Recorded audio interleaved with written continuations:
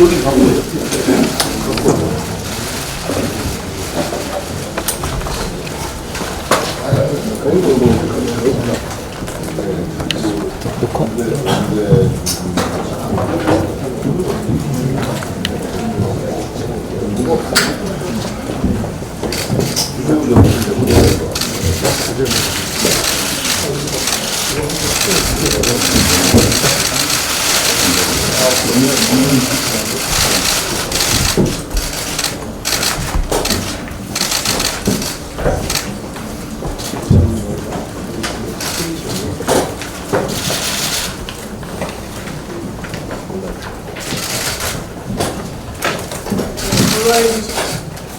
(6월 26일) 원내부터 중진 의원님들 연석회의를 시작하도록 하겠습니다. 오는 28일부터 열리는 일본 오사카 G20 정상회의 중에 한일 정상회담은 끝내 무산되고 말았습니다. 저는 개인적으로 일본 정부에 깊은 유감을 표시합니다. 일본도 한일 관계 개선에 있어 보다 적극적인 태도를 보여야 합니다. 일본 정부의 책임도 책임이지만 무엇보다도 문재인 정부의 외교 폭망을 지적하지 않을 수 없습니다. 한일 관계 악화는 비단 양국 간의 외교를 넘어서 한국의 안보, 경제, 교회 관계에 있어 매우 심각한 악영향을 끼칠 수 있습니다. 동북아시아에서 자유민주주의를 지키는 양대 동맹 측은 바로 한미동맹과 그리고 미일동맹입니다. 미국을 중심으로 자유민주주의 국가들이 체결한 동맹들이 사실상 북한에 의한 도발을 위협을 억제하고 나아가 동북아 세력 균형을 통한 안정적 질서를 유지하고 있습니다. 한일 관계는 한미동맹과 미일동맹을 통한 한미일 공조가 핵심 공조의 핵심 기반입니다. 오죽하면 미국 의회 조사국에서 직접 한일 관계 악화가 한미일 3국의 대북 공조를 방해하고 있다는 보고서를 내줬습니까? 한일 관계는 이제 단순한 감정적 차원을 넘어서 국익 차원에서 꼼꼼히 따져보아야 합니다. 이 정권 정치보복이라는 국내 정치적 이해관계만 얽매여 관계 파탄도 서슴지 않는 무책임 외교를 보여왔습니다. 결국 한일 관계 악화로 외교적 투쟁까지 몰리자 그토록 비난하던 위안부 합의 방안을 사용하기도 했습니다. 무능 외교가 급기야 자기 모순까지 자초한 것입니다.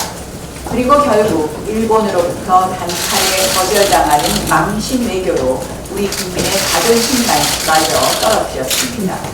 문재인 정권의 무책임 외교, 무능 외교, 망신 외교가 한꺼번에 드러난 것입니다. 아직 늦지 않았습니다. 문재인 정부는 지금부터라도 정권의 이해관계에 초점을 맞춘 외교가 아닌 국익과 안보, 경제를 위한 외교를 해야 합니다.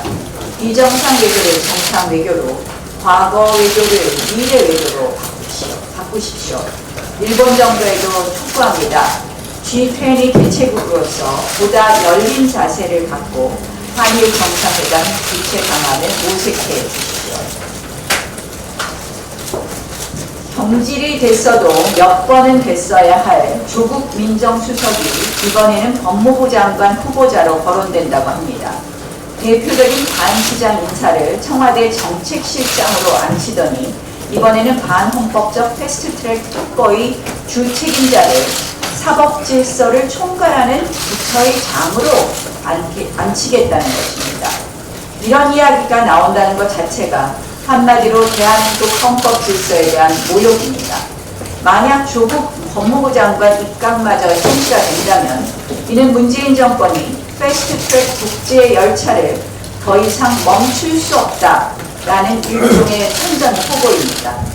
야당 무력화 선거제와 검찰을 앞세운 보복정치, 공포정치로 사실상 보수 우파를 완전히 추방시키겠다는 뜻입니다.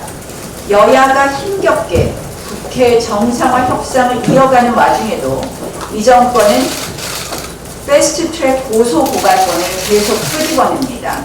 끝내 경찰을 앞세워서 야당 의원들을 지속적으로 압박하고 협박합니다. 윤석열 검찰총장이 총대를 메고 조국 법무부 장관이 뒤에서 조종하고 야당 법박에 경찰이 앞장서는 석국 열차가 완성되는 것입니다. 제가 보기에 청와대가 결국 원하는 것은 국회 정상화가 아니라 야당 중속화입니다. 야당의 309 고두례를 받겠다는 굴욕의 강요입니다. 이런 청와대의 공개 협박과 야당 탄압으로 인해 우리 당의 강한 불신과 분노는 잦아들지 못하고 있습니다. 여야가 모두 함께하는 온전한 국회 운영의 마지막 열쇠는 바로 대통령과 청와대가 지고 있습니다. 패스트트랙 열차를 멈추고 야당에게 신뢰를 주십시오. 야당을 밖으로 내모는 정치, 바로 국민을 내모는 정치입니다. 한마디 또 민주당에 대해서 이야기하겠습니다. 민주당, 정치는 꿈과 상상력입니다. 그런데 상상력을 만들어가는 것입니다. 지금 국회가 이렇게 파행으로 되고 있는 것, 경직된 국회 상황에서 없는 꿈도 없는 상상력도 만들어야 될 때인데 꿈도 꾸지 마라. 정말 어이가 없습니다. 누가 여당이고 누가 야당인지 모르겠습니다. 이 일방적, 강행적이고 경직된 국회 상황은 을 만들어내는 이 여당의 태도는 바로 다른 것이 아니라 이 문재인 대통령의 청와대의 태도입니다. 지금 어제도 행안위 소위에서 이 국회에서 있을 수 없는 또 표결 처리를 했습니다. 정개특위 소위도 표결 처리를 했다고 합니다. 국회 선진화법의 180일은 뭡니까? 한마디로 180일 동안 충분히 합의하라는 겁니다. 일종의 숙려기간입니다. 그런데 이것을 무시하고 수의 정치, 야합의 정치로 제1야당을 찍어 누른다면 이제 영영 국회는 돌아올 수 없는 강을 건너게 되고 말 것입니다. 이 교과서 날조 실체가 드러났습니다. 이 도장까지 도둑 날인하는 과감함이 보였습니다. 이 정권의 DNA는 역시 날치기입니다. 이제 교과서까지 날치기 위조를 하고 있는데 이 문재인 정권 저희한테 뭐라고 했습니까? 역사 교과서 국정화에 대해서 독재다, 역사장악이다 맹비난하더니 이제는 아예 조롱하듯이 교과서를 조작해버렸습니다. 지금 자사고 특목고 적폐라고 하면서 사학장악, 사학탄압이라는 또 신종 적폐를 만들고 역사교과서 국정화를 적폐로 몰면서 교과서 날조라는 거대한 적폐마저 만들었습니다. 이거 단순히 교육부 과장하고 연구사 개인 차원에서 했겠습니까? 또 공무원에게 지금 책임 뒤집어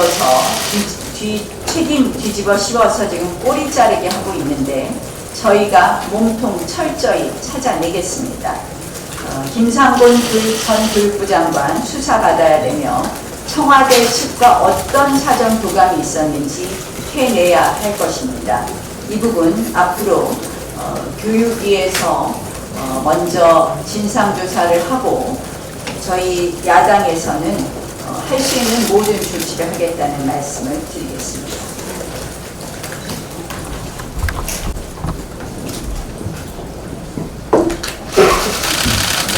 댓글 조작을 통해서 집권한 이 정권의 조작 DNA를 잠시 좀 지적을 하고자 합니다.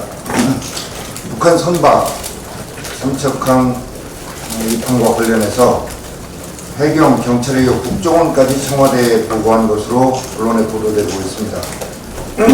사건 당일 국방부가 긴급 대책회의도 열었다고 전해졌는데 이틀 뒤에 버젓이 축소 왜곡 조작된 발표를 했습니다. 각종 의혹들이 쏟아져 나오는데도 청와대와는 조사 중이라는 말만 되풀이합니다. 북한이 쏜 탄도미사일을 아직도 분석 중이라고 하는 얘기와 함께 정말 블랙 코미디가 아닐 수 없습니다. 게다가 북한에서 유행하고 있는 아프리카 돼지열병에 대한 검역은 입항한 지 엿새 만에야 이루어졌습니다. 안보 구멍에 이어서 방역 구멍도 뚫렸지만 사과 한마디 없습니다. 방금 원내대표께서 언급하신 교과서 불법 왜곡 조작은 또 어떻습니까? 정권 입맛에 맞게 초등학교 6학년 사회교과서 213군데나 고치면서 집필 책임자가 수정 거부하자 참여연대 관계자 동원해 수정하고 참석하지도 않은 회의에 마치 참석한 것처럼 서류를 조작했을 뿐만 아니라 도둑 날인까지 하는 불법을 저질렀습니다. 이런 범죄에 윗선의 개입이나 지시 없이 이루어질 수 있었겠습니까? 최종 윗선이 누구인지 반드시 밝혀내야 합니다. 또 이 정권의 주특기라 할 수 있는 일자리 통계 조작과 관련해서 이제 금감원까지 나섰습니다. 정부가 민간은행 일자리 창출 성과를 공개하겠다며 일자리 압박에 나서자 금감원이 통계 산정 기준을 바꿔서 마치 일자리가 늘어난 것처럼 꼼수를 부렸습니다. 정규직 직원에다가 비정규직 그리고 외부에서 파견된 청원경찰, 콜센터, 상담원까지 모두 포함시킨 것입니다. 지난해 금융권에서 대규모 희망퇴직이 이루어졌습니다. 그리고 은행 점포수가 지속적으로 감소해 왔는데 한마디로 국민들한테 사기를 치는 통계 조작을 한 것입니다. 이 정권이 이렇게 모든 부분에서 조작으로 진실을 감추려 하지만 이러한 은폐, 왜곡, 조작의 대가가 반드시 대가를 치르게 될 것이라는 점을 지적합니다. 끝으로 UAE 원전 우리가 지어두고도 장기 정비 계약 따내지 못했습니다. 지난주에 미국의 유명한 환경운동가 마이클 셀런버그가 이런 얘기를 했습니다. 한국에선 현대차를 타지 않으면서 현대차를 외국에 수출하려고 하면 그걸 사겠는가라는 외국에서 이런 얘기를 했습니다만 세계적 기후학자인 캐리 이마누엘 MIT 교수가 이런 얘기를 했습니다. 스위스 국민이 초콜릿을 더 이상 먹지 않겠다고 하면서 초콜릿을 수출하겠다고 하면 한국이 수입하겠느냐라는 이런 얘기했습니다. 지금 문재인 정권이 하고 있는 일이 얼마나 말이 안 되는 이런 일을 하고 있는지 세계적인 조롱거리가 되고 있다는 것을 알아야 할 것입니다. 사우디 왕세자가 방한했고 사우디 원전에 대해서 문재인 대통령이 논의할 거라고 합니다. 그 전에 탈원전 포기 선언부터 하고 원전에 대한 논의를 해야 할 것이라고 지적합니다. 이상입니다.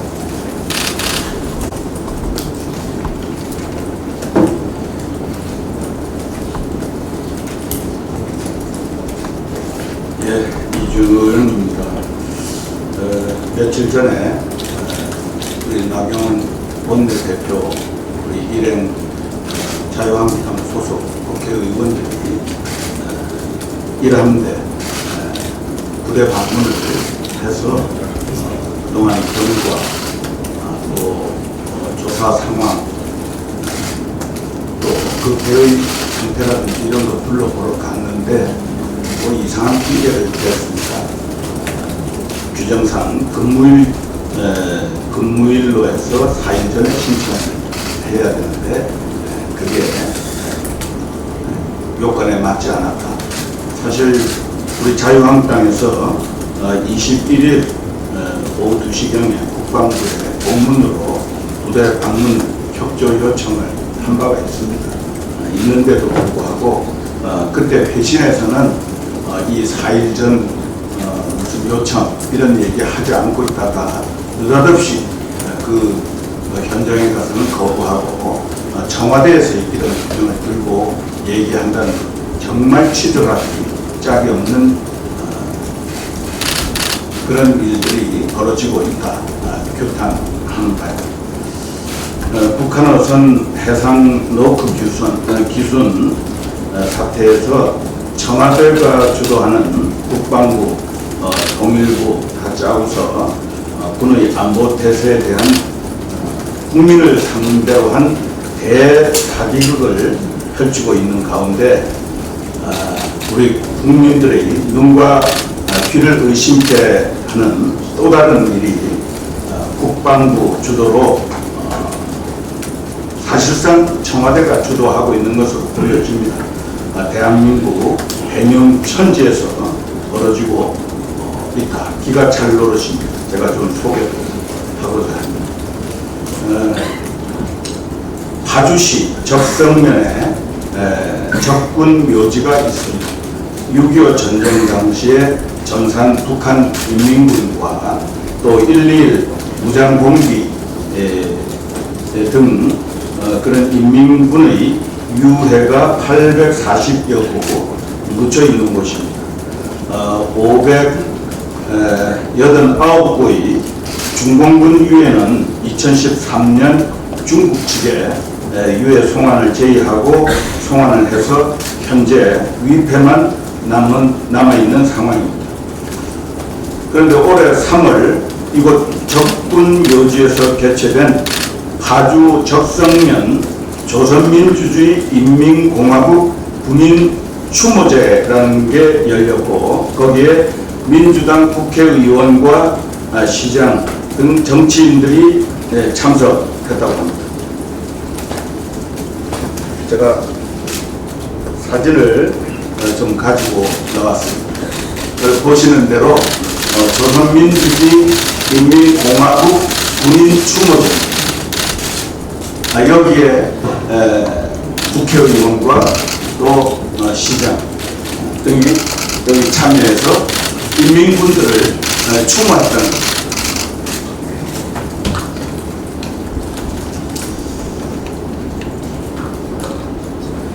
이 적군 묘지 관리 업무는 국방부에서 수십 년간 해오고 있었습니다. 그런데 올해 3월 느닷없이 이 적군 묘지의 소유권을 경기도로 이관하고 해당 부지와 시설에 평화공원을 조성할 예정이다. 이렇게 얘기하고 있습니다. 경기도와 국방부가 토지를 맞교환해야 되는데 경기도가 국방부에 제공할 땅은 구하지 못한 상태에서 이 적군 묘지만 경기도에다가 선이양을 했다고 합니다. 이 정부 들어서서 국방부가 추진해 왔는데 이재명 경기도지사가 들어서자 최근 속도가 붙고 추모제까지 열리는 걸 보면 청와대가 배후에서 관여하고 있는 것으로 적극 관여하고 있는 것으로 보여집니다. 북한의 남침 어제가 6.25 전쟁 69주년 되는 날이었습니다. 그 남침으로 시작된 6.25 전쟁으로 남북한 총 인구 3천만의 6분의 1인 500만 명이 죽거나 다치거나 또 실종 당하고 1,000만 명의 이산 가족이 생기는 그런 피해를 입힌 당시 인민군에 대해서 북한의 이에 대한 사과라든지 또 인민군 유해의 송환도 없이 여기에 평화공원을 조성한다는 것이 웬 말입니까? 사실상 조선민주주의 인민공화국 군대 인민군의 공립 묘지로 성역화하겠다는 발상이 아닙니까? 대한민국 국민 감정상 도저히 용납될 수 없는 일이기 때문에 즉각 중단할 것을 촉구합니다. 지금까지 정부는 남북 관계의 개선을 한다고 하면서도 인민군 유해의 송환 제의를 한 번도 해본 적도 없습니다. 그래서 인민군 유해의 송환도 조속히 추진해 나갈 것을 문재인 정부는 성결 과제로 해줄 것을 당부하는 바입니다. 이상입니다. 예, 문재인 정부의 외교부를 국민들은 참사고라고 부르고 있습니다.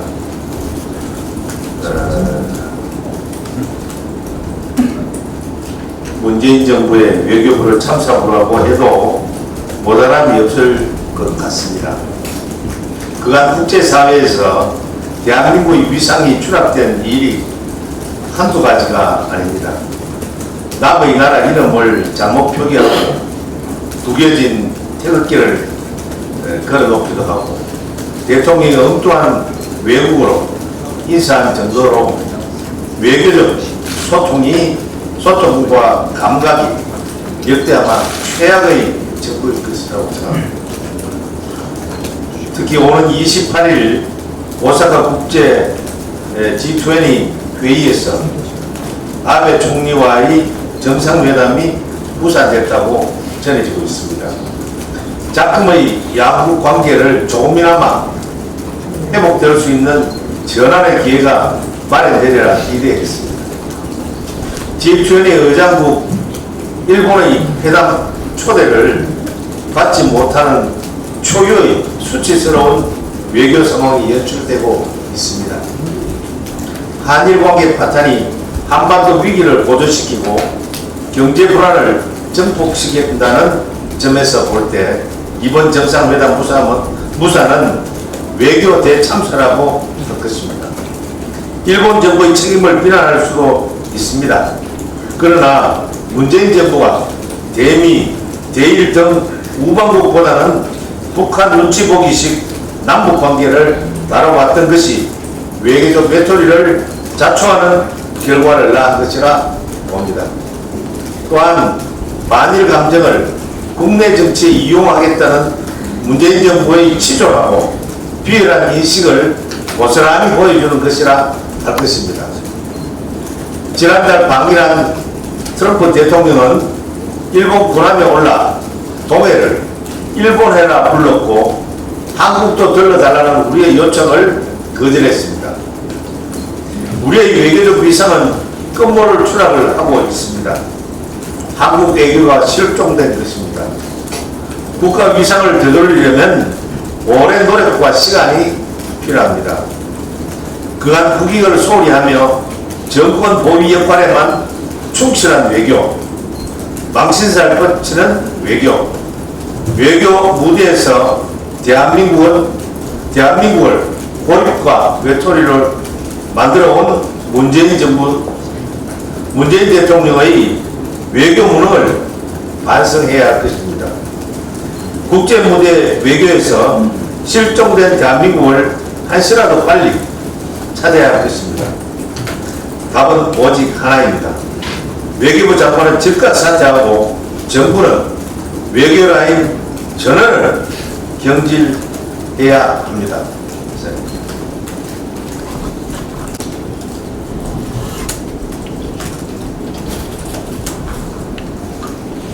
삼척항의 북한 5선권은 시민 신고가 접수된 15일 오전 6시 50분부터 국방부가 1차 브리핑을 한 17일 오전 11시까지 52시간, 52시간이 의혹의 핵심입니다. 해경, 경찰, 국정원이 청와대에 동시다발적으로 보고했는데 청와대 국정상황실은 보고를 받은 뒤에 문재인 대통령이나 국가안보실에 어떻게 보고했는지 밝혀야 합니다. 대통령이 없는 사이 컨트롤타워 역할은 정용 국가안보실장입니다. 군 당국의 언론 발표 등을 안보실에서 사전 조율한 것이 아닌가 의심할 수밖에 없습니다. 국방부는 17일 오전 1차 발표 때부터 은폐 왜곡 축소를 했습니다. 군 당국이 청와대와 조율 없이 독자적으로 은폐 왜곡 축소했다는 것은 상상할 수가 없습니다. 군 당국은 청와대와 국방부는 문제의 52시간을 시간대별로 공개합니다. 17일 브리핑에서 15일 벙커 대책회의는 왜 숨겼습니까? 현역 군인인 청와대 행정관이 왜 국방부 브리핑 현장에 참석했습니까? 청와대와 국방부 간의 은폐 공모입니까? 아니면 청와대의 지시에 따른 것입니까? 작전 실패가 아닌 경계 실패 책임은 엄격하게 물어야 합니다. 경계 실패를 다른 사람에게 떠넘겨서도 안 됩니다. 국방장관 경계 실패의 축소 은폐 책임지고 즉각 사퇴해야 합니다. 2시간만 조사했다는 것은 그간의 합동신문 관례와 크게 어긋납니다. 4명 중에 왜 2명은 남고 2명은 북한으로 갔습니까? 그간 북한 당국은 귀순자의 경우에는 모두 돌려보내라고 요구한 것이 관례였습니다. 그런데 이번에는 선언을 2명만 바꿔도 더 이상 요구하지 않는 것은 남북 당국 간 협의를 통해서 사전 조율되지 않고서는 불가능한 일이라는 게 전문가들의 지적입니다. 당국은 아직도 11일째 조사 중이라고 얘기합니다. 지난번 미사일은 아직도 분석 중이라고 말했습니다. 조사 중이고 분석 중이라는 것에 바로 청와대의 언론 대응 지침이 아닌가 싶습니다.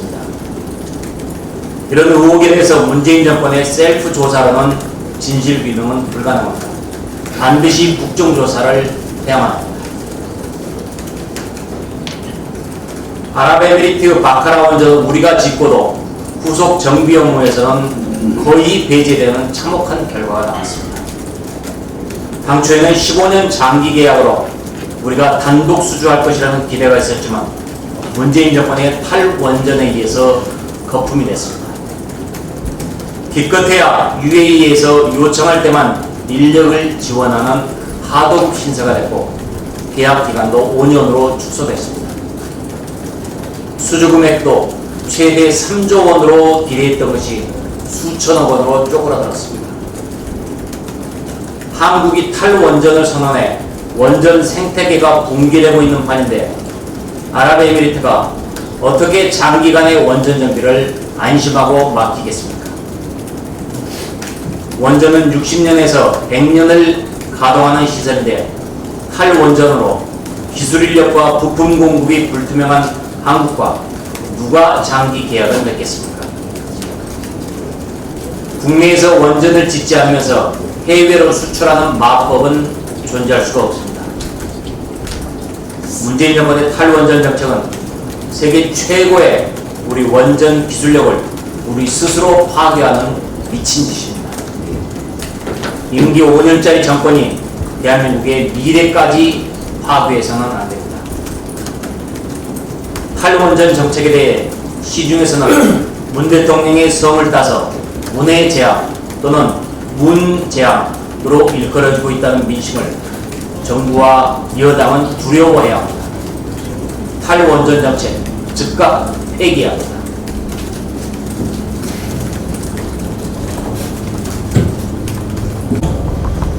네, 정태기 의원입니다. 문재인 정권을 보고 있자 그러면은 제일 처음에는 내로남불 정권에서 시작을 하게 됩니다. 이제 무능 아마추어 정권을 넘어서 이제 5기의 정치, 5기의 정권을 부리고 있다. 저는 이렇게 판단을 합니다. 우선 국제 관계만 보더라도 북한에 쌀과 현찰을 못 줘서 안달을 나는 것입니다.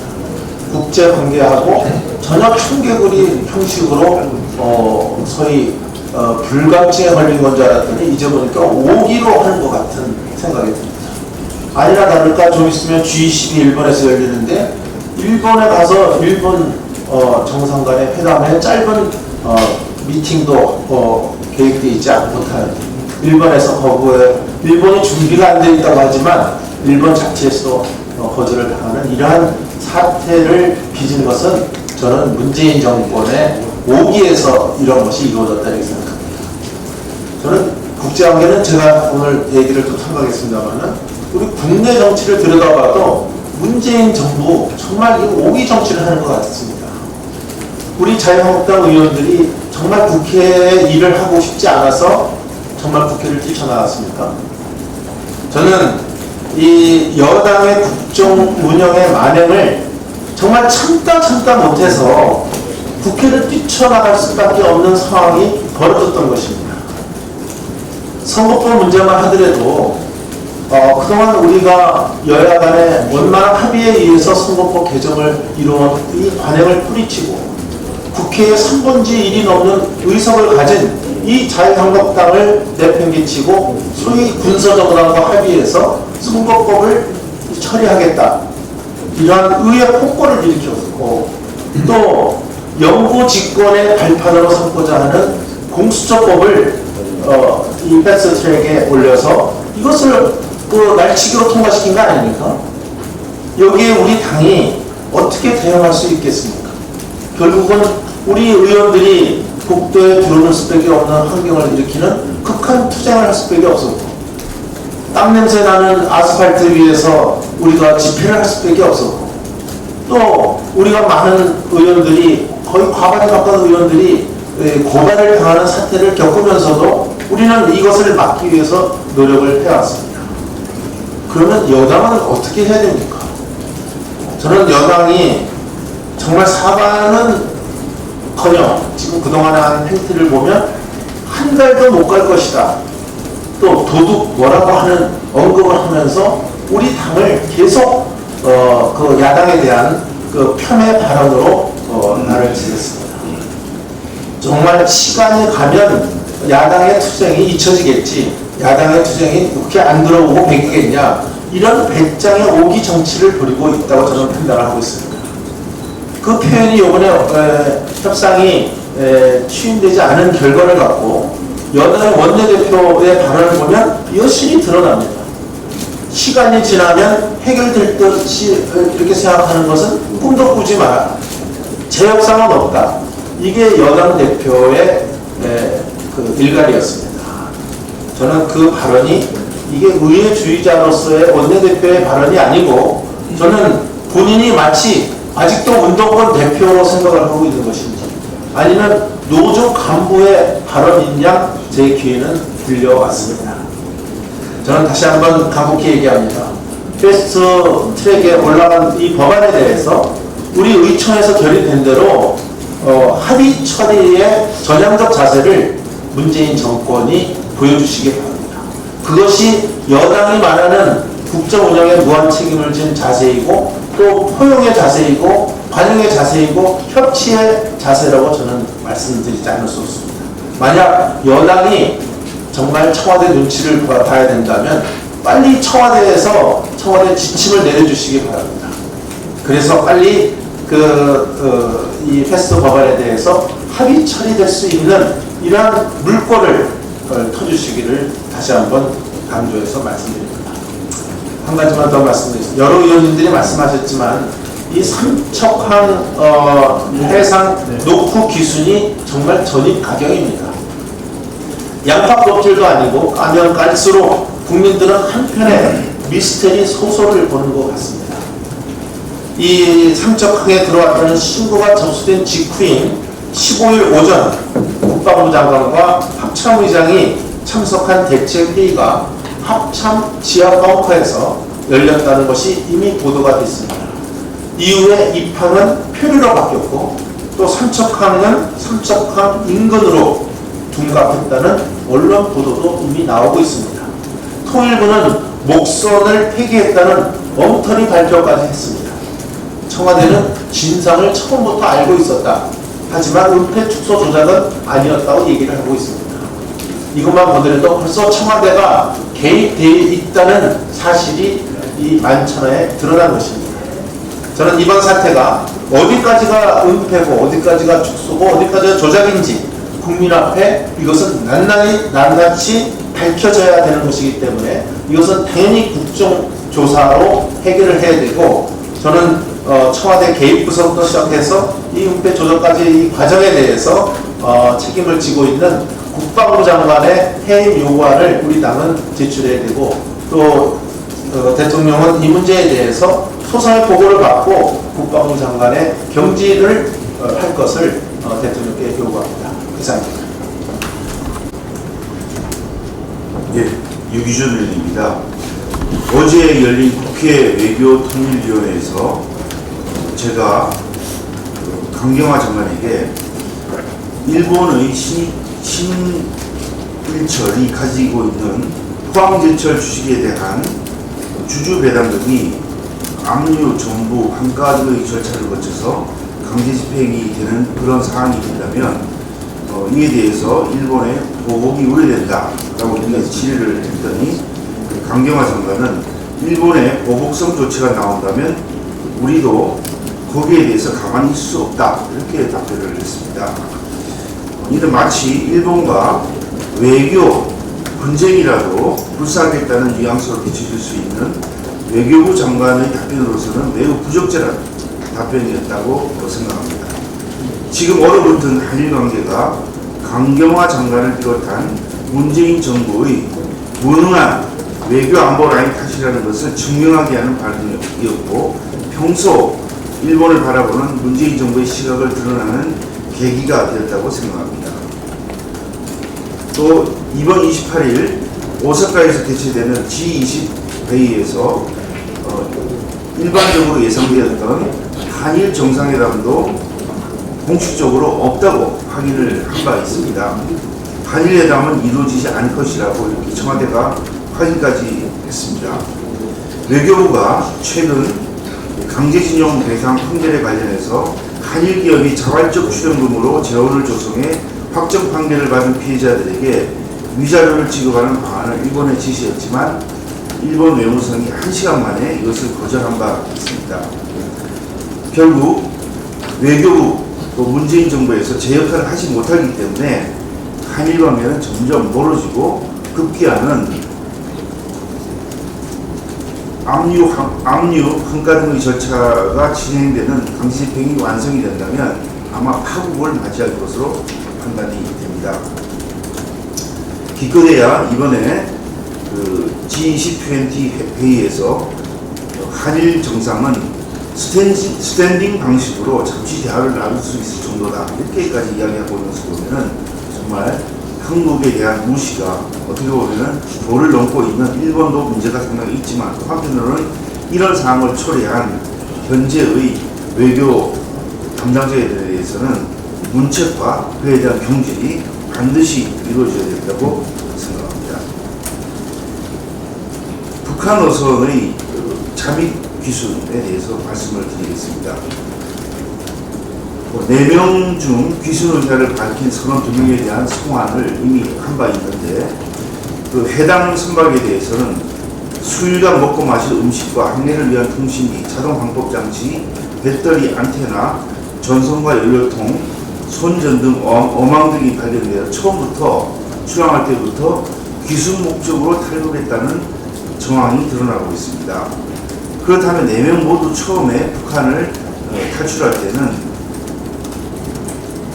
우리나라에 귀순할 그런 의사를 가지고 탈북한 것으로 짐작이 되는데 이 조사도 하는 동 마는 동 짧은 시간의 조사를 거쳐서 이분들을 2사람을 송환을 했는데 이에 대해서는 과거의 관행으로 봐서는 오랜 시간을 거쳐 조사를 하고 그에 대해서 정말 귀순 의사가 있는지 없는지 확인하는 그런 절차가 진행되었는데 그것을 생략하고 그것을 아주 짧은 시간에 처리한 것은 북한에 대한 과도한 눈치 보기가 아닌가 이렇게 생각합니다.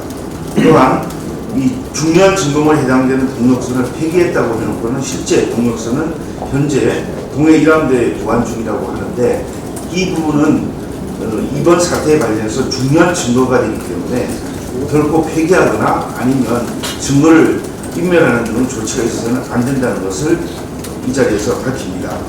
이번 사건은 문재인 정부의 허술한 경계 상황과 그릇된 대북관을 고스란히 드러난 참사이며 조직적인 은폐, 축소, 조작 사건인 만큼 정부 차원의 조사를 다시 한번 진행을 해야 되고 이것이 미진한 경우에는 국회의 청문회 또는 국정조사 등이 반드시 이루어져야 된다고 생각합니다. 이상입니다. 외교가 강경화에 걸린 지도 오래됐어요. 이 오사카 G20 정상회의에서 한일 정상이 양국 정상회담을 갖지 못하는 것은 정상이 아닙니다. 이 외교 패착에 대해서 문재인 대통령과 강경화 장관은 대국민 사과를 해야 됩니다. 이게 여러 앞서 의원들 말씀하셨지만 굉장히 이건 중요한 문제고 한일 관계가 지금 시한폭탄이 되어버렸습니다. 뇌관이 제거된 시한폭탄이에요. 손잡이만 너무 터지는 겁니다. 오히려 지금 우리나라의 많은 경제인들은 미중 무역 정쟁의 여파보다도 한일 갈등의 여파를 더 걱정하고 있습니다. 우리 경제인들. 그러니까 마주 달리는 기차의 치킨 게임 같은 겁니다. 누구도 지금 양보하려고 하지 않거든요. 한국은 절대로 일본을 용서하려고 하지 않고 일본은 절대로 반성하려고 하지 않습니다. 이거는 해결책이 사실 없어요. 솔직히 우리 해결책 뭐가 있습니까? 해결책 없습니다. 과거사 문제, 강제징용 문제, 위안부 문제, 독도 문제 해결책이 있습니까? 해결책이 없어요. 해결책이 없어서 사실 말을 하지 못하고 있는 것들도 몰라요.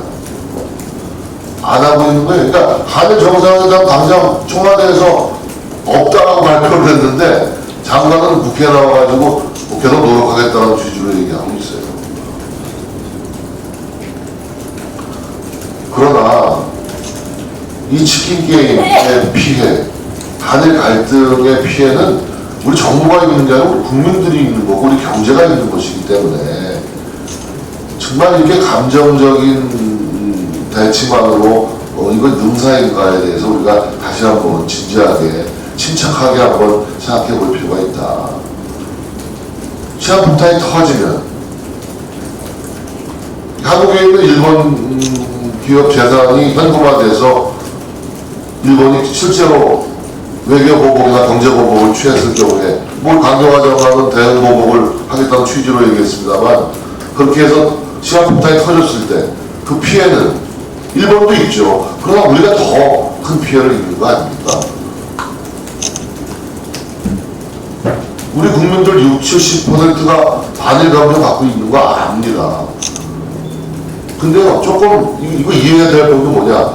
우리가 한 30년 전하고 지금하고 달라요.